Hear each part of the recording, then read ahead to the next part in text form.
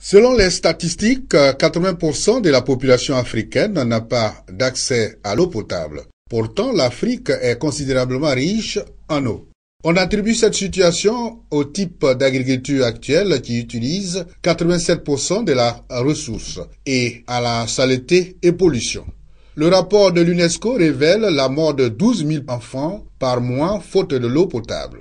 La réponse à cette question d'accès à l'eau potable pour tous en Afrique se trouve donc dans les actions concrètes amenées par les États africains. Mais pour faire avancer les choses, dans la résolution de ce problème, l'UNESCO soutient l'implication de la société civile dans la prise des décisions des gouvernements. Il y a beaucoup d'ONG qui sont actives à travers toute l'Afrique, que ce soit des ONG internationales et beaucoup d'ONG africaines, ivoiriennes, souhaitent changer les choses. C'est pour ça que nous venons ici, pour la première fois, en fait, faire ce forum des ONG, le premier forum international des ONG en Afrique, et puis voir quelles sont les grandes lignes de l'action à conduire, et puis voir comment on peut changer les choses. De nombreux travaux entrepris par la Côte d'Ivoire, dont la question de l'eau occupe la première place, ont milité en faveur de son choix pour abriter ce forum des ONG UNESCO en Afrique.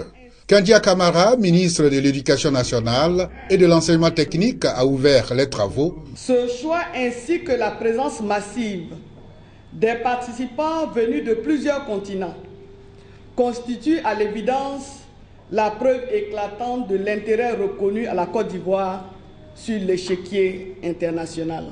On prit part aux travaux de ce forum les experts des questions de l'eau de l'UNESCO et les leaders des ONG partenaires de l'UNESCO venus de 16 pays d'Europe et d'Afrique.